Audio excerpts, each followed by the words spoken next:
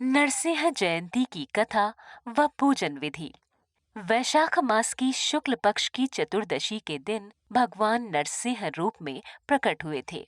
इसीलिए यह तिथि नरसिंह जयंती के रूप में मनाई जाती है। इस कथा का श्रवण करने से पूर्व मैं आपको पूजन विधि बतलाती हूँ। पूजन विधि।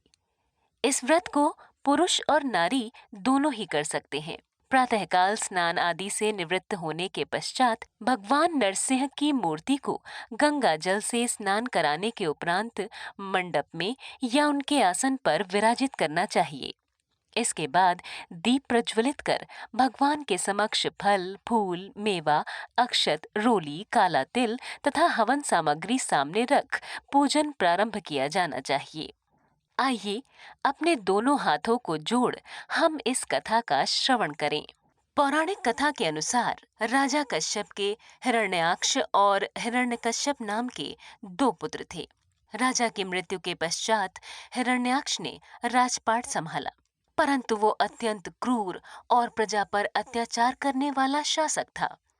हिरण्याक्ष का आतंक इतना बढ़ गया कि भगवान विष्णु ने वराह अवतार लेकर उसका वध कर दिया। वहीं भाई के वध से क्रोधित होकर हिरण्यकश्यप ने भगवान विष्णु से बदला लेने की ठानी। इसके लिए हिरण्यकश्यप ने हजारों सालों तक तप किया और शिव जी को प्रसन्न करके वरदान मांगा। शिव जी ने कहा, मांगो, क्या वर चाहिए?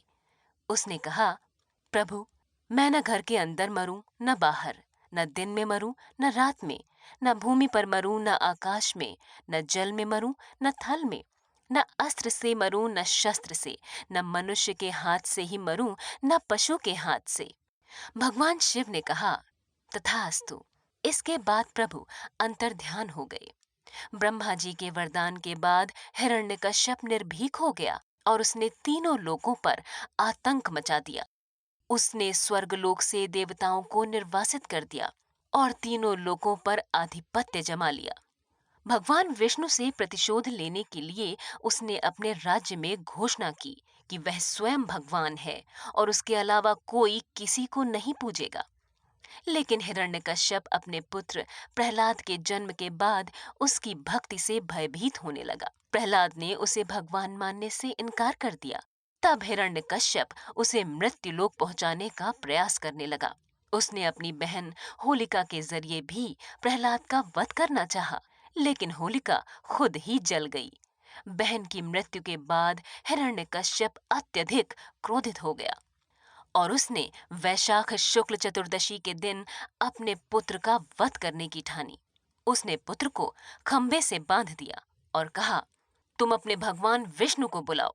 इस पर प्रहलाद ने कहा, प्रभु तो सर्वत्र विद्यमान है और कण कण में समाये हुए हैं। इस पर प्रहलाद का उपहास उड़ाते हुए हिरण्यकश्यप ने कहा, इस स्तंभ में भी तुम्हारा विष्णु मौजूद है। तो प्रहलाद ने कहा, हाँ, इसमें भी वह विद्यमान है। ये बात सुनकर हिरण्यकश्यप को क्रोध आ गया और उसने स्तंभ पर अपनी तलवार से वार किया। वार करते ही स्तंभ को चीरकर भगवान विष्णु के अवतार नरसिंह प्रकट हुए। उनका आधा शरीर नर का और आधा सिंह का था। नरसिंह भगवान ने हिरण्यकश्यप को अपनी गोद में लिटाकर अपने नाखूनों से उसका पेट चीर डाला। भगवान के इस अद्भुत रूप की पूजा हेतु नरसिंह जयंती मनाई जाती है। भगवान नरसिंह की पूजा से सभी संकटों का नाश और घर में मंगलमय वातावरण की स्थापना होती है। तो भक्तजनों, प्रेम से बोलिए, भगवान नरसिंह अवतार की जय।